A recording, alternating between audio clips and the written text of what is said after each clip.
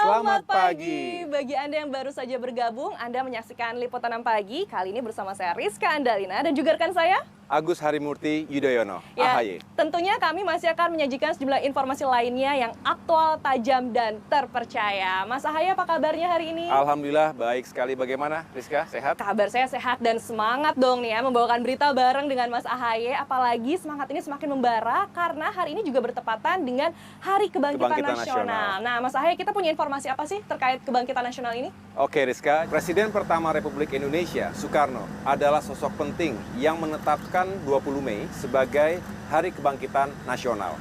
Soekarno adalah salah satu dari banyak anak muda di awal abad ke-20 yang tinggal di kediaman guru bangsa Haji Umar Said Cokro Aminoto di Jalan Penele, Surabaya, Jawa Timur, kawas canda di muka bagi kaum pergerakan nasional. Kota Surabaya memang terkenal dengan kota pahlawan, karena kan memang kota ini banyak sekali meninggalkan jejak sejarah para pendiri bangsa jauh sebelum Indonesia merdeka. Seperti siapa yang tidak kenal dengan Raden Haji Umar Said Cokro Aminoto, seorang guru bangsa yang namanya besar sebagai salah satu ataupun sebagai pemimpin salah satu organisasi pertama yang ada di Indonesia, yaitu Syarikat Islam. Dan saudara, di rumah inilah Cokro Aminoto tinggal, tepatnya di Jalan Peneleh, Surabaya. Dan pada tahun 1918, ini sekelompok pemuda ini menetap di rumah ini selama beberapa tahun dan juga berguru pada Cokro Aminoto. Dan seperti yang kita ketahui, sekelompok pemuda tersebut salah satunya adalah Soekarno. Serpihan jejak Soekarno, Presiden pertama Republik Indonesia, memang tersimpan di rumah Raden Haji Umar Said Cokro Aminoto ini. Selama 6 tahun Soekarno tinggal di kediaman Cokro Aminoto saat dirinya menempuh HBS Surabaya. Selama itu pula Soekarno menjadi anak didik Cokro Aminoto. Bukan kebetulan Soekarno bisa menetap di rumah Cokro Aminoto. Ayahnya, Sukemi Sosrodihardjo, adalah teman dekat Cokro Aminoto dan mengenal betul tokoh bangsa tersebut. Nah, sekarang saya akan melihat ruangan ataupun kamar yang dulu Soekarno ini pernah tinggali, di mana ia sempat melatih pidatonya, melatih orasinya pada saat itu yang menjadikan ia menjadi seorang nasionalis. Nah, kamar ini berada di atas. Saya akan coba untuk naik ke atas dan melihat kamarnya Soekarno. Meski harus tidur beralas tikar, Sukemi ingin putra satu-satunya itu berguru pada salah satu tokoh bangsa yang amat disegani Belanda. Nah, saudara, sampailah kita saat ini di kamarnya Soekarno. Seperti yang Anda bisa lihat, hanya beralaskan kayu, tikar, dan juga meja. Dan tentunya zaman dahulu ini penerangannya sangat terbatas, hanya dibantu oleh satu patromak saja. Di kamar inilah Soekarno ini melatih orasi dan juga pidatonya. Ini mencontoh orasinya host Cokro Aminoto yang terkenal memang sangat ulung dan juga mampu membakar semangat masyarakat Indonesia pada saat itu. Kamar ini memang menyimpan cerita tersendiri bagi Soekarno yang menjadi anak didik Cokro Aminoto bersama sejumlah anak muda lain ketika mengenyam pendidikan di Surabaya. Di tempat ini Soekarno berjumpa dengan tokoh-tokoh penting para pejuang kemerdekaan, di antaranya Tan Malaka.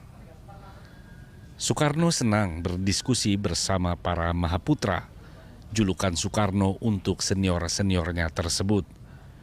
Dan gemblengan Cokro Aminoto pun berbuah manis. Soekarno menjadi tokoh yang disegani penjajah, seperti mimpi ayahnya Sukemi, seorang pemimpin besar revolusi yang kelak mencetuskan tanggal lahir Budi Utomo sebagai momentum kebangkitan nasional. Hendrawan Rizal dan Kemal Prasetyo melaporkan dari Surabaya, Jawa Timur. Mas AHY berbicara mengenai Hari Kebangkitan Nasional. Bagaimana Mas AHY memaknai Kebangkitan Nasional itu sendiri?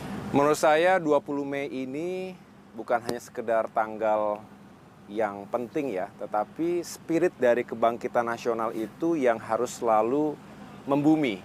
Bukan hanya pada saat berdirinya Perkumpulan Pemuda Kebangsaan Budi Utomo ketika itu, kemudian akhirnya ditetapkan sebagai Hari Kebangkitan Nasional, di mana pemuda-pemuda di Indonesia ini bersatu untuk bisa melawan penjajah dan membuat Indonesia merdeka. Tetapi di masa sekarang, di abad 21 ini juga tetap dibutuhkan semangat kebangkitan nasional, terutama generasi muda yang hari ini juga semakin besar jumlah populasinya, tetapi perlu semangat atau spirit kebangsaan untuk bisa membawa Indonesia lebih baik lagi ke depan, lebih maju lagi. Oke, tapi kalau menurut Mas Ahaye sendiri nih, melihat masyarakat Indonesia sekarang gitu ya, itu gimana tuh? Apakah mereka sudah cukup menjiwai semangat kebangkitan nasional atau pendapat Mas Ahaye sendiri bagaimana? Ya, tentu harus selalu kita saling mengingatkan. Di era yang serba digital ini, era informasi, begitu cepat, begitu dinamis, seringkali kita makin jauh atau bahkan bisa terdistorsi dari sejarah bangsa sendiri. Nah, bukankah negara dan bangsa yang besar itu yang selalu menghargai sejarahnya dan juga mengingat pelajaran penting dari penggalan sejarah itu? Oleh karena itu saya merasa kita semua punya tanggung jawab moral, setiap generasi punya tanggung jawab untuk terus menceritakan sejarah perjuangan bangsa kepada generasi berikutnya, tetapi sambil duduk bersama, melakukan dialog, bukan hanya mengingat peristiwa-peristiwa di masa lalu, tetapi apa yang bisa kita jadikan referensi sekaligus memotivasi dan menginspirasi kita bagi perjuangan kita ke depan sebagai bangsa. Kita harus bersatu dan bisa bangkit. Kalau dulu ingin bangkit dari penjajahan, dari kolonialisme. Nah sekarang kita harus bersatu dan bangkit dari krisis.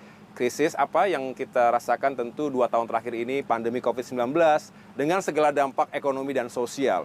Nah kalau kita tidak bersatu, sulit kita untuk bangkit dan pulih. Padahal kita punya tujuan besar. Kita ingin Indonesia menjadi negara yang maju dan semakin sejahtera di abad ke-21 ini. Kalau kita ingin itu terjadi, tidak ada cara lain selain kita bersatu dan bangkit. Ya, karena memang harapannya dengan semangat itu ya nanti di masa depan akan muncul gitu pemimpin-pemimpin yang tentunya pemimpin idaman rakyat ya kan Mas Ahaye. Terkait itu kita punya informasi apa sih Mas Ahaye? Oke Rizka, saudara, kepemimpinan nasional akan berganti pada pemilu 2024. Masyarakat berharap Presiden Indonesia mendatang adalah sosok yang mampu menciptakan banyak lapangan kerja, tidak tebang pilih dalam penegakan hukum, dan tidak lagi menambah utang negara.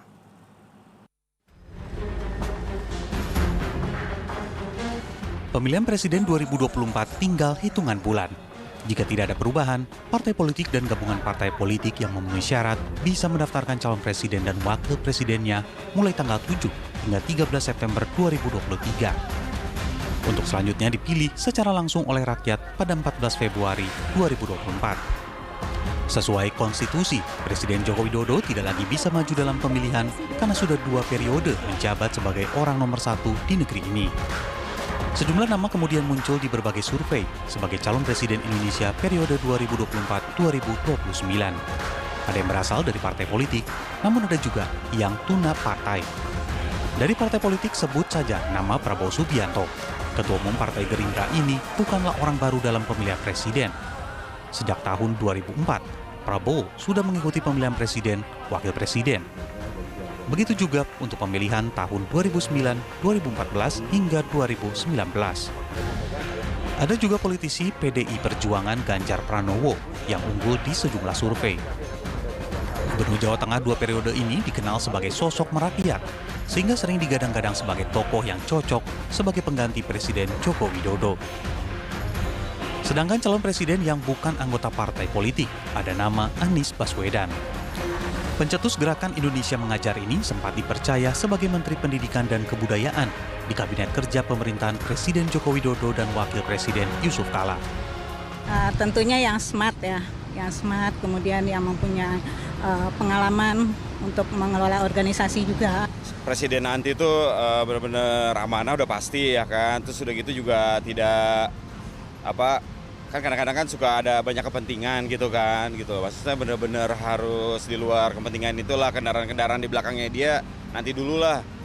Harga di pasaran itu stabil, itu yang penting untuk ibu rumah tangga seperti saya, dan pendidikan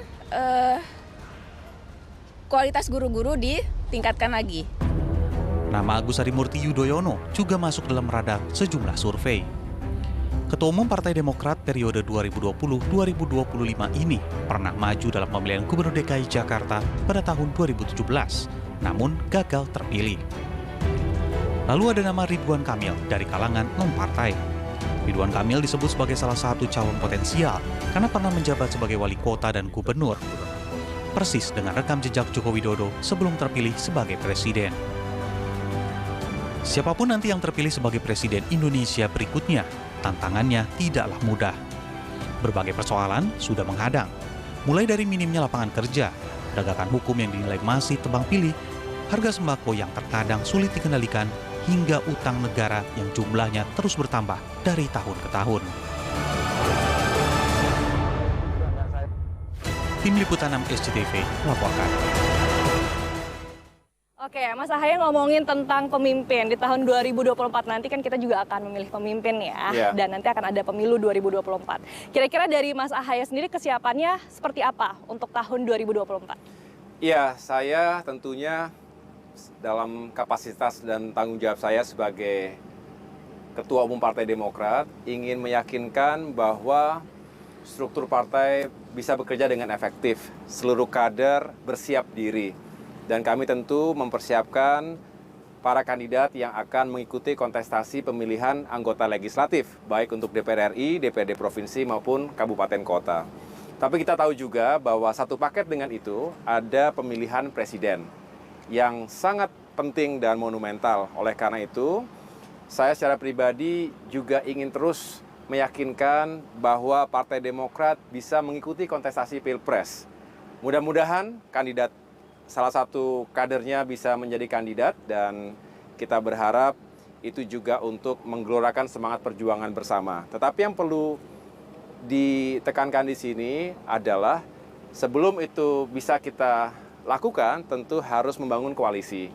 Koalisi antar parpol untuk memenuhi presidential threshold 20%.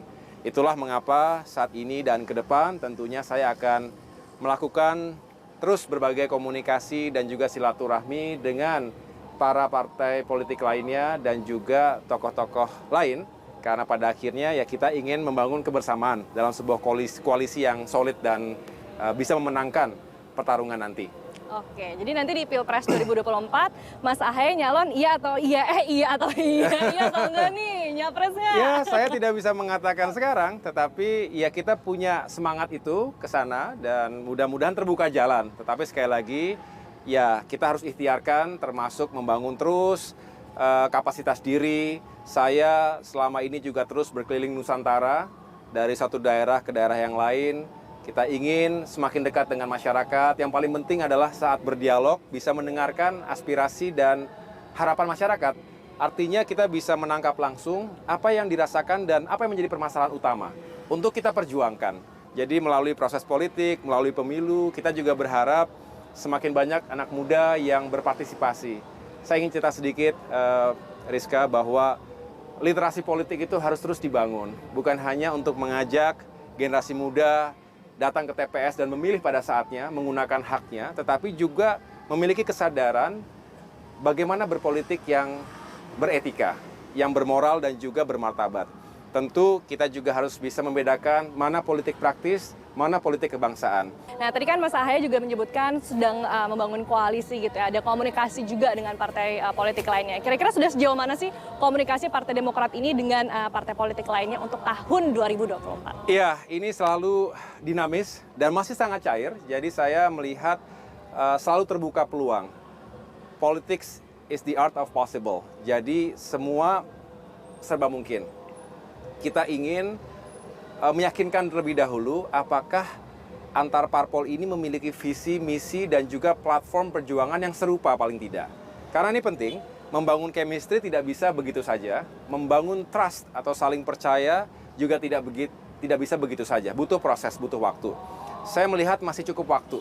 Saat ini kita masih di medio 2022, saya yakin kita semua juga masih fokus untuk meyakinkan Indonesia bisa pulih dan bangkit dari pandemi, baik ekonomi maupun sosialnya. Tetapi seiring itu juga kita sambil terus membuka ruang dengan parpol-parpol lain. Saya berkomunikasi dengan semuanya, tentunya dengan spirit yang serupa kita ingin mencari peluang dan ruang apakah bisa kita pada akhirnya bersama-sama dalam koalisi.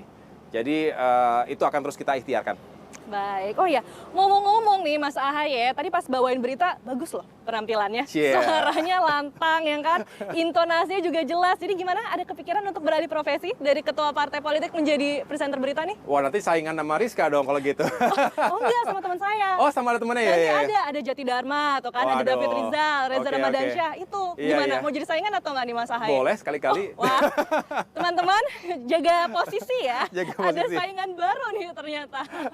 Oke, karena memang kehadiran Mas Ahaye ini sangat spesial ya hari ini, karena juga bertepatan dengan hari ulang tahun Liputan 6 yang ke-26.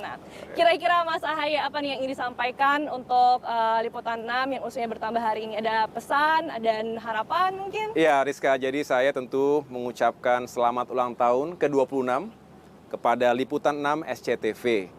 Semoga di usia yang semakin matang ini tetap menjadi media yang aktual, tajam, dan terpercaya, sekaligus terus bisa mengedukasi masyarakat Indonesia, membawa semangat, dan kita semua akhirnya bisa bangkit sebagai sebuah bangsa dari krisis dan juga tentunya menuju masa depan yang lebih baik lagi. Sekali lagi Dirgahayu ke-26 untuk Liputan 6 SCTV. Sukses selalu. Oke, kalau begitu terima kasih ya Mas Ahaye atas waktunya yang sudah menyempatkan diri berduet dengan saya membawakan berita. Mataharinya luar biasa ya. Iya, tapi tetap semangat tapi ya. Tetap semangat. Sehat lah matahari pagi nih. Karena ada Pacitan ya. posisi baru nih sebagai presenter berita ini. Presenter. Oke, kalau begitu.